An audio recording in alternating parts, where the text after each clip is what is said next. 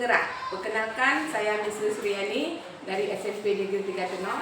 Pada video ini saya akan mempraktekkan wawancara singkat bersama Ibu Kepala Sekolah SMP Negeri 3 Tenom dalam rangka melaksanakan tugas demonstrasi konseptual modul 3.1 tentang pengambilan keputusan berbasis nilai-nilai kebajikan sebagai pemimpin. Kemudian baiklah, di hadapan saya sudah hadir Kepala SMP Negeri 3 Tenom, yaitu Ibu Agus Diana SPD. Assalamualaikum Ibu. Waalaikumsalam warahmatullahi wabarakatuh. Gimana kabar Ibu hari ini? Alhamdulillah sehat. Alhamdulillah Ibu. Baiklah Ibu, terima kasih atas waktunya. Pada hari ini saya akan mempraktekkan tugas wawancara dengan Ibu dalam memenuhi tugas demonstrasi konseptual modul 3.1, yaitu tentang pengambilan keputusan. Baik Ibu, kita mulai. Untuk pertanyaan pertama, selama ini bagaimana Ibu dapat mengidentifikasi kasus-kasus yang merupakan dilema etika atau bujukan moral? Terima kasih Bu Miss Suryani. Jadi biasanya tahu kalau ada dilema etika itu saat ada konflik antara aturan sekolah dengan kebutuhan pribadi siswa. Seperti pada kasus siswa terlambat ke sekolah, tapi mereka masih punya niat yang tinggi untuk tetap masuk ke sekolah. Atau bisa juga saat siswa berkelahi karena hal-hal yang sepele dan lain sebagainya. Baik Bu, saya lanjutkan ke pertanyaan selanjutnya. Selama ini bagaimana Ibu menjalankan pengambilan keputusan di sekolah, terutama untuk kasus-kasus di mana ada dua kepentingan yang sama-sama benar atau sama-sama mengandung nilai kebaikan? Biasanya kami mengajak beberapa orang dari tim pengembangan sekolah dan tim kepentingan di sekolah untuk berdiskusi. Kami juga pertimbangkan dari semua sisi masalah dan dampaknya sebelum memutuskan. Kemudian kami juga berusaha mencapai kesepakatan bersama yang adil untuk semua pihak. Ya, di sini berarti Ibu tidak sendiri, tapi Ibu mengajak dari tim-tim pimpinan atau pengelola sekolah untuk berdiskusi. Jadi selanjutnya saya bertanya Ibu, langkah-langkah atau prosedur seperti apa yang biasa Ibu lakukan selama ini? Ada beberapa langkah yang dapat kami ambil. Yang pertama, mengumpulkan semua informasi yang terkait. Kemudian yang kedua, mengidentifikasi nilai-nilai yang bertentangan. Ketiga, mempertimbangkan dampak keputusan untuk semua pihak. Keempat, berdiskusi dengan tim. Selanjutnya mengambil keputusan berdasarkan analisis tersebut. Dan terakhir, kami membuat rencana untuk melaksanakan keputusan. Bagus sekali Ibu, langkah-langkah yang sudah dipersiapkan dalam mengambil keputusan pada dilema etika ini. Baik Bu, soal selanjutnya yang ingin saya tanyakan, hal-hal apa saja yang selama ini Ibu anggap efektif dalam pengambilan keputusan pada kasus-kasus dilema etika? Yang kami anggap efektif itu adalah melibatkan berbagai orang dalam proses pengambilan keputusan, berkomunikasi dengan jelas dan transparan dalam membuat keputusan, juga mengikuti prosedur yang sudah ada dan memastikan keputusan sesuai dengan prinsip aturan sekolah dan etika yang dapat memanusiakan manusia. Oh baik Bu, seperti itu Bu ya. Di sini juga melibatkan berbagai orang dalam proses pengambilan keputusan sehingga menghasilkan keputusan seperti yang diharapkan. Selanjutnya, hal-hal apa saja yang selama ini merupakan tantangan atau dalam pengambilan keputusan pada kasus-kasus dilema etika yang Ibu hadapi? Tantangannya termasuk konflik kepentingan antara pihak-pihak yang terlibat, kemudian adanya tekanan dari luar, dan ketidakpastian dalam memilih keputusan yang tepat. Kadang-kadang juga sulit untuk membuat keputusan yang dapat diterima oleh semua pihak. Iya Bu, karena tantangan dalam segala sesuatu itu pasti ada tantangan, tapi karena kita ada nanti kolaborasi, jadi tantangan yang ada itu bisa kita pecahkan atau hadapi. Baik Ibu, apakah Ibu memiliki sebuah tata kelola atau jadwal tertentu dalam sebuah penyelesaian kasus dilema etika? Atau apakah Ibu langsung menyelesaikan di tempat atau juga memiliki sebuah jadwal untuk menyelesaikannya? Misalnya bentuk prosedur seperti apa yang Ibu jalankan? Saya sebenarnya tidak selalu mempunyai jadwal yang tetap. Itu dikarenakan nanti ada hal-hal lain yang harus saya kerjakan. Tetapi saya selalu berusaha menyelesaikan masalah secepat mungkin sambil memastikan semua langkah yang diambil dengan berhati-hati. Biasanya saya membuat rencana dan memberikan tenggang waktu untuk setiap langkah. Tetapi tetap fleksibel jika situasinya berubah. Selanjutnya Ibu, adakah seseorang atau faktor-faktor apa yang selama ini mempermudah atau membantu Ibu dalam pengambilan keputusan dalam kasus-kasus dilema etika ini? Yang jelas dukungan dari tim yang kompak dan memiliki pedoman etika itu sangat membantu. Terkadang saya juga melibatkan konsultan atau mediator dari luar untuk mendapatkan pandangan tambahan. Dukungan dari keterlibatan seluruh warga di sekolah juga sangat membantu dan memudahkan proses pengambilan keputusan.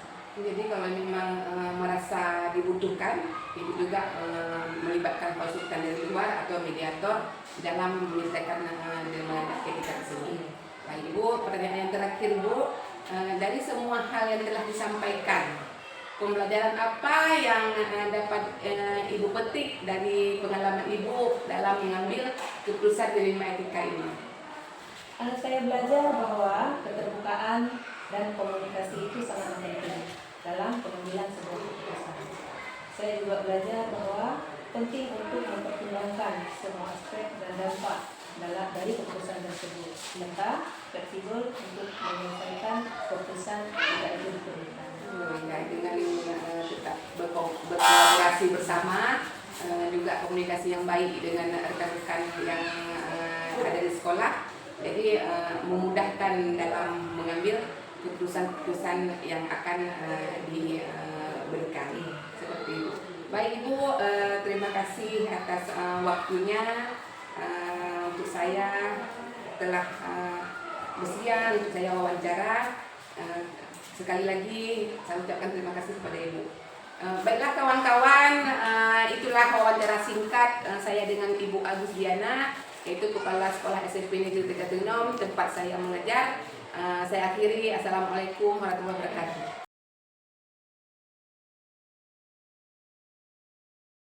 Assalamualaikum warahmatullahi wabarakatuh. Salam guru penggerak. Pada hari ini telah hadir bersama saya Ibu Nurul Aflah. Beliau adalah Kepala SMP Negeri 2 Tenom. Assalamualaikum Ibu. Waalaikumsalam. Gimana kabar Ibu hari ini? Alhamdulillah baik-baik saja. Baik Ibu, adapun tujuan saya hadir ke sekolah Ibu pada hari ini, saya adalah calon guru penggerak angkatan 11. Di sini saya memiliki tugas untuk mewawancarai Ibu sebagai Kepala Sekolah SMP Negeri 2 Tenom. Wawancara ini dilakukan untuk memenuhi tugas saya dalam demonstrasi kontekstual modul 3.1 pada pengambilan keputusan berbasis nilai-nilai kebajikan sebagai pemimpin. Baik Ibu, kita mulai wawancaranya. Yang pertama yang ingin saya tanyakan, selama ini bagaimana Ibu dapat mengidentifikasi kasus-kasus yang merupakan dilema etika atau bujukan moral? Kalau kita lihat dari lingkungan sekolah kita, ini banyak hal yang berkecimpung dengan siswa, terutama mengenai karakter. Karakter siswa itu sangat berpengaruh kepada moral siswa, sikap. Misalnya ada salah satu contoh, kalau siswa itu terlambat, tapi dia keinginan untuk belajar. Secara tidak langsung kita harus mendidik siswa itu bagaimana untuk kedepannya dia lebih aktif lagi. Terima kasih, sekian. Oh baik Ibu, berarti kita mengetahui dilema itu dari adanya konflik yang ada di sekolah. Iya. Baik Ibu, saya lanjutkan pertanyaan selanjutnya.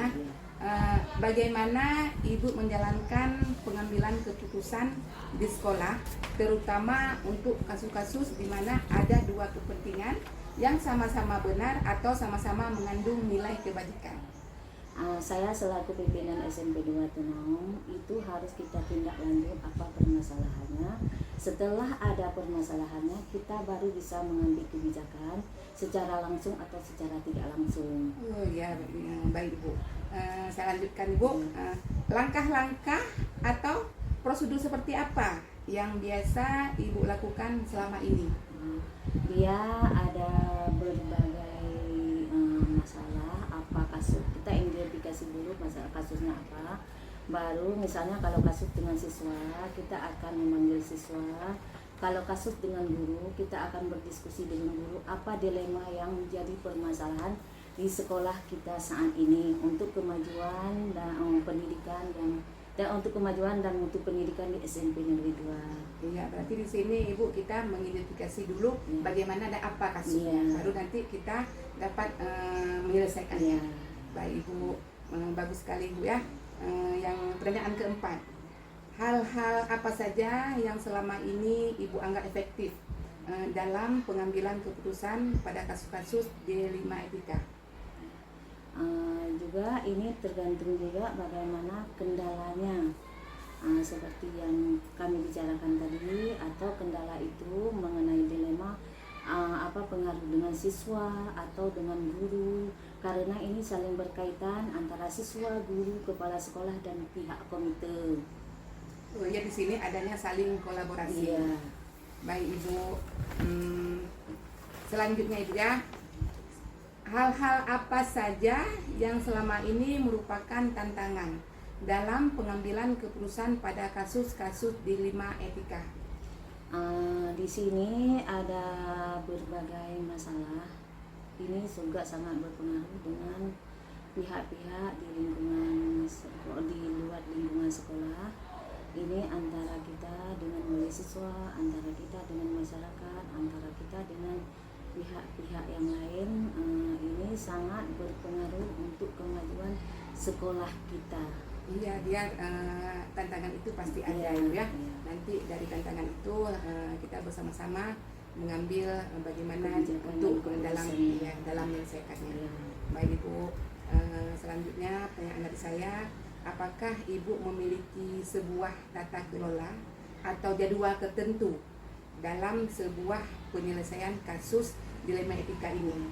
Atau apakah Ibu langsung menyelesaikannya di tempat atau memiliki sebuah jadwal untuk menyelesaikannya? Bentuk prosedur seperti apa yang Ibu jalankan? Di sini kita harus menyusun, misalnya harus ada prosedurnya. Kalau dilema atau masalah dengan siswa, kita ada tindak lanjutnya. Pertama mengenai dengan siswa, antara siswa dengan wali kelas, dari wali kelas dengan BK, dari BK dengan kepala sekolah. Kalau misalnya kami kepala sekolah tidak bisa menghandle dilema yang ada di lingkungan sekolah ini, di sekolah kita, maka kami akan berhubungan dengan wali siswa, dengan komite dan pihak-pihak yang berkecimpung dengan kemajuan sekolah kita. Ya Ibu, kalau memang dibutuhkan kita melibatkan semua pihak. Ya. Baik Ibu, soal selanjutnya, adakah seseorang atau faktor-faktor apa yang selama ini mempermudah atau membantu Ibu dalam pengambilan keputusan dalam kasus-kasus dilema etika ini? Semua pihak, terutama dari guru BK, komite, lingkungan masyarakat, ini sangat berpengaruh bagi kami dan sangat membantu kami untuk kesuksesan SMP, untuk memajukan pendidikan di SMP Negeri 2 Tenau. Bagus sekali Ibu. Berarti di sini Ibu melibatkan semua pihak. Jika memang pun dibutuhkan, juga akan bisa memanggil konsultan atau mediator dari luar. Ya, Ibu. Sekarang Ibu, pertanyaan yang terakhir. Dari semua hal yang telah disampaikan, pembelajaran apa yang dapat Ibu petik dari pengalaman Ibu dalam mengambil keputusan dilema etika? Di sini kalau dalam kami mengambil keputusan dilema etika ini fleksibel Bu. Kita sesuaikan bagaimana keadaan, karena perbedaan antara sekolah kita dengan sekolah yang di tempat lain agak berbeda, karakter siswa pun berbeda, dengan ekonomi siswa pun berbeda, karena di kalangan kami ini banyak siswa yang ekonominya menengah ke bawah, jadi kita tidak bisa menyamakan antara sekolah A dengan sekolah yang lain, gitu aja Bu. Berarti tergantung kebutuhan. Iya, tergantung kebutuhan. Baik Ibu, terima kasih Bu atas waktunya.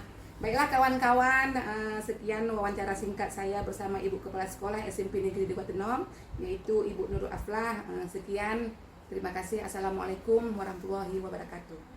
Waalaikumsalam.